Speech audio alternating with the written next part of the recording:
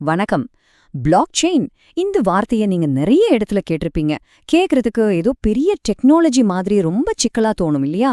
ஆனா உண்மையில இது நம்மளோட எதிர்காலத்தையே மாத்த போற ஒரு ரொம்ப முக்கியமான விஷயம். வாங்க அது என்னன்னு ரொம்ப சிம்பிளா எளிமையா புரிஞ்சுக்கலாம். ஆன்லைன்ல யாருக்காவது பணம் அனுப்ப ட்ரை பண்ணும்போது திடீர்னு டிரான்சாக்ஷன் ஃபெயில்ட் அப்படின்னு மெசேஜ் வந்திருக்கா? நம்ம எல்லாருக்குமே இந்த அனுபவம் இருக்கும். செம கடுப்பாகும் இல்லையா? சரி, இந்த மாதிரி எரிச்சலான பிரச்சனைகள் ஏன் வருது? இதுக்கு பின்னாடி ஒரு பெரிய காரணம் இருக்கு. யோசிச்சு பாருங்க, நம்ம பணம் நம்ம அக்கவுண்ட்ல இருந்து இன்னொருத்தருக்கு போறதுக்குள்ள எத்தனை தடைகள் இருக்கு. ஒன்னு பேங்க் சர்வர் டவுனா இருக்கும், இல்லனா நம்ம அக்கவுண்ட் ஹேக் செய்யப்பட்டிருக்கலாம். சில சமயம் நாமளே டெய்லி லிமிட்டை தாண்டி அனுப்பியிருப்போம். இது போதாதுன்னு கண்ணுக்கு தெரியாத எக்ஸ்ட்ரா சார்ஜஸ் வேற. இதுக்கெல்லாம் காரணம் என்னன்னா, ஒவ்வொரு தடவையும் நம்ம பண பரிமாற்றத்தை கண்காணிக்க பேங்க் மாதிரி ஒரு நடுவர் தேவைப்படுறதுதான். அப்போ இந்த மாதிரி பேங்க் மாதிரியான நடுவர்கள் யாருமே இல்லாம, எந்த தடையும் இல்லாம நேரடியா ஒருத்தர் இன்னொருத்தருக்கு பணம் அனுப்ப ஒரு வழி இருந்தா எப்படி இருக்கும்? சூப்பரா இருக்கும்ல. அந்த வழிக்கு பேர் தான் கிரிப்டோ கரன்சி. சரி, இந்த கிரிப்டோ கரன்சிக்கு பின்னாடி இருந்து சக்தி கொடுக்கற அந்த மாயாஜால டெக்னாலஜிக்கு பேர் தான் பிளாக் செயின். சிம்பிளா சொல்லணும்னா, கிரிப்டோ கரன்சிங்கிறது ஒரு டிஜிட்டல் பணம். நம்ம கையில இருக்கிற ரூபாய் நோட்டு மாதிரி இல்லாம இது இன்டர்நெட்ல மட்டும் இருக்கும். இதோட மிகப்பெரிய பிளஸ் பாயிண்ட் என்னன்னா, இதை யாராலையும் கள்ள நோட்டு அடிக்கவே முடியாது. அது மட்டும் இல்ல, இதை கண்ட்ரோல் பண்ண எந்த பேங்கோ கவர்மெண்டோ கிடையாது. எல்லாமே ரொம்ப ரொம்ப பாதுகாப்பான என்கிரிப்ஷன் மூலமா தான் நடக்கும். நீங்க எல்லாரும் கேள்விப்பட்ட பிட்காயின் இதுக்கு ஒரு சூப்பரான உதாரணம். ஓகே, பிளாக் செயின்னு சொல்றோமே, அது எப்படிதான் வேலை செய்யுது? வாங்க ஒரு சின்ன சுவாரஸ்யமான கதை மூலமா இதை புரிஞ்சுக்கலாம். ஒரு 4 ஃப்ரெண்ட்ஸ் சேர்ந்து டின்னருக்கு போறாங்கன்னு வச்சுக்கோங்களேன். அவங்க பில்லை எப்படி இந்த பிளாக் செயின் டெக்னாலஜி யூஸ் பண்ணி செட்டில் பண்றாங்கன்னு பார்க்கலாம். ரொம்ப ஈஸி. முதல்ல ஃபில் ஜேக்கு பணம் அனுப்புறாரு. இந்த டிரான்சாக்ஷன் ஒரு பிளாக், அதாவது ஒரு டிஜிட்டல் பெட்டியில பதிவாகிடுது. அடுத்து சாம் அதே மாதிரி ஜேக்கு பணம் அனுப்பும்போது அதுக்கு ஒரு புது பிளாக் உருவாகுது. அப்புறம் டெட் அனுப்பும்போது இன்னொரு புது பிளாக். இப்போ என்ன ஆகும்னா, இந்த 3 பிளாக்குகளும் ஒன்னோட ஒன்னு ஒரு சங்கிலி மாதிரி பிரிக்கவே முடியாத அளவுக்கு இணைக்கப்படுது. இங்கதான் முக்கியமான விஷயமே இருக்கு. இந்த முழு சங்கிலியோட ஒரு காப்பி அந்த 4 நண்பர்கள் கிட்டயும் இருக்கும். இந்த மாதிரி பிளாக்ஸ் எல்லாம் சேர்ந்து இந்த சங்கிலிக்கு பேர் தான் லெட்ஜர். சிம்பிளா சொன்னா இது ஒரு பொதுவான டிஜிட்டல் கணக்கு புத்தகம். இதுல நடக்கிற எல்லா டிரான்சாக்ஷனும் பதிவாகி அந்த நெட்வொர்க்ல இருக்கிற எல்லார்கிட்டயுமே ஷேர் செய்யப்படும்.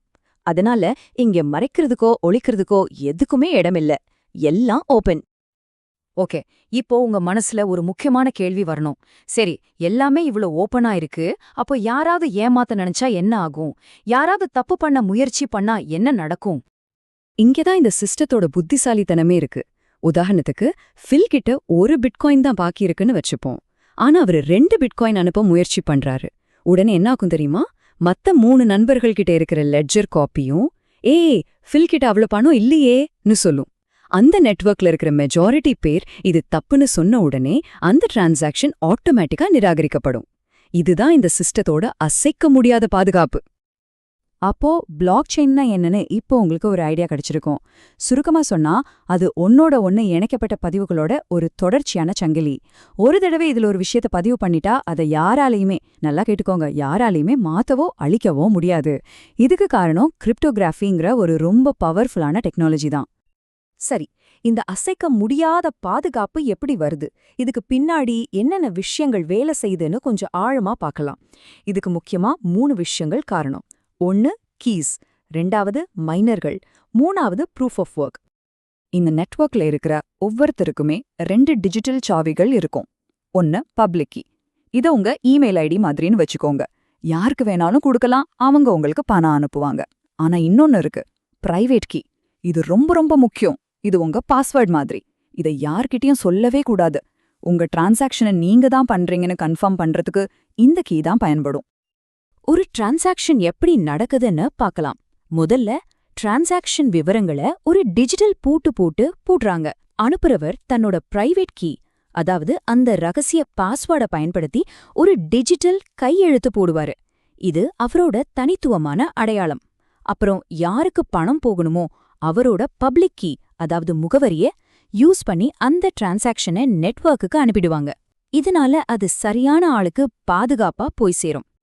சரி, உலகம் பூரா இந்த மாதிரி கோடிக்கணக்கில் நடக்கிற டிரான்சாக்ஷன்ஸ் எல்லாத்தையும் யாரு செக் பண்ணி அந்த பிளாக் செயின்ல சேர்க்கறாங்க? இங்கதான் மைனர்கள் உள்ள வராங்க. இவங்க தான் இந்த முழு சிஸ்டத்தோடவே முதுகெலும்பு. இந்த மைனர்களுக்கு ஒரு வேலை இருக்கு. புதுசா ஒரு டிரான்சாக்ஷன்ஸ் எல்லாத்தையும் ஒரு பிளாக்கா மாத்தி அத அந்த சங்கிலியே சேர்க்கணும்.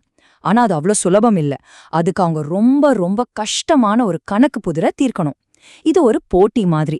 யாரு முதல்ல அந்த புதிரை தீர்க்கறாங்களோ அவங்களுக்கு தான் அடுத்த பிளாக்க சேர்க்கிற வாய்ப்பு கிடைக்கும். இந்த வேலைக்கு பேர் தான் ப்ரூஃப் ஆஃப் ஒர்க். இதுக்கு ரொம்ப பவர்ஃபுல்லான கம்ப்யூட்டர்ஸும் நிறைய கரண்ட்டும் தேவைப்படும். அட, இவ்ளோ கஷ்டமான வேலைய சும்மாவா செய்வாங்க? கண்டிப்பா இல்ல. ஒரு பிளாக்க வெற்றிகரமா சங்கிலியில சேர்க்கிற மைனருக்கு பரிசா 12.5 பிட்காயின்கள் கிடைக்கும். இந்த பரிசு தான் அவங்கள தொடர்ந்து இந்த வேலையை செய்ய வைக்கிற ஒரு இன்சென்டிவ். இதனால தான் இந்த நெட்வொர்க்கும் ரொம்ப பாதுகாப்பா இருக்கு. பிளாக் செயின்னா வெறும் பிட்காயின் பணம் மட்டும்தானா? இல்லவே இல்ல. அதையும் தாண்டி இதுக்கு நிறைய பயன்கள் இருக்கு. உதாரணத்துக்கு, உலக புகழ்பெற்ற வால்மார்ட் நிறுவனம் தங்களோட ஒரு பெரிய பிசினஸ் பிரச்சனைக்கு தீர்வு காண பிளாக் செயினை எப்படி பயன்படுத்தினாங்கன்னு பார்க்கலாமா? இதுல தான் பிளாக் செயினோட உண்மையான பவர் என்னன்னு நமக்கு தெரியும். வால்மார்ட்க்கு என்ன பிரச்சனைனா, சில சமயங்கள்ல அவங்க விக்கிற பொருள் தரம் குறைவா இருக்குன்னு நிறைய கம்ப்ளைண்ட்ஸ். மக்கள் பொருளை திருப்பி கொடுத்துடுறாங்க.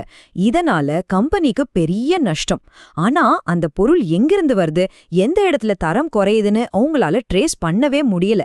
அதுதான் பெரிய தலைவலியா இருந்துச்சு. யோசிச்சு பாருங்க, ஒரு பொருள் ஒரு விவசாயி கிட்ட இருந்து நம்ம கைக்கு வர்றதுக்குள்ள எத்தனை இடங்களை தாண்டி வரணும்? முதல்ல பண்ணை, அப்புறம் சேமிப்பு கிடங்கு, அப்புறம் டிரான்ஸ்போர்ட், அப்புறம் ப்ராசஸிங், கடைசியா தான் கடைக்கு வருது. இந்த நீண்ட பயணத்துல எங்க வேணும்னாலும் தப்பு நடக்க வாய்ப்பிருக்கு இல்லையா? இந்த பிரச்சனைக்கு தீர்வாதான் வால்மார்ட் பிளாக் செயினை கொண்டு வந்தாங்க.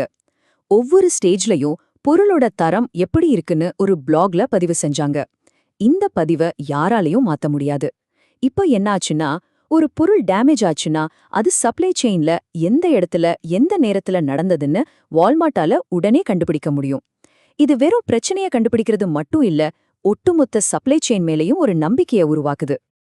ஓகே, இவ்ளோ நேரம் நம்ம பிளாக் செயின் பத்தி நிறைய விஷயங்கள் பார்த்தோம். இப்போ நாம இந்த விளக்கத்தோட இறுதி பகுதிக்கு வந்தாச்சு. இதிலிருந்து நம்ம முக்கியமா ஞாபகம் வச்சுக்க வேண்டிய விஷயங்கள் என்னென்னு ஒரு தடவை பார்த்துடலாம். ஒரு 3 முக்கியமான பார்ட்ஸ் மட்டும் மனசுல வச்சுக்கோங்க. நம்பர் 1, பிளாக் செயின்ங்கிறது ஒரு ரொம்ப பாதுகாப்பான பகிரப்பட்ட பொதுவான கணக்கு புத்தகம். நம்பர் 2, இதுல நடக்கிற எல்லா விஷயமும் வெளிப்படையா இருக்கிறதாலையும் அதை மாத்த முடியாததாலையும் இது நம்பிக்கையை உருவாக்குது. கடைசியா நம்பர் 3, இதோட பயன்பாடு கிரிப்டோ கரன்சியோட நிக்கல. சப்ளை செயின்ல இருந்து ஓட்டப்பதிவு வரைக்கும் பல துறைகள்ல இது ஒரு பெரிய புரட்சியை உண்டாக்க போகுது. பிளாக் செயின் தொழில்நுட்பம் இன்னைக்கு நாம பாக்குற உலகத்தோட பல விஷயங்களை மாத்தி எழுத போற ஒரு சக்தி வாய்ந்த கருவி. பேங்கிங், சப்ளை செயின்னு இப்போ ஆரம்பிச்சிருக்கு. அடுத்து நம்ம உலகத்தோட எந்த பகுதியை இந்த டெக்னாலஜி மாத்தி அமைக்க போகுதுன்னு நீங்க நினைக்கிறீங்க? யோசிச்சு பாருங்க. இந்த விளக்கத்தை கேட்டதற்கு நன்றி.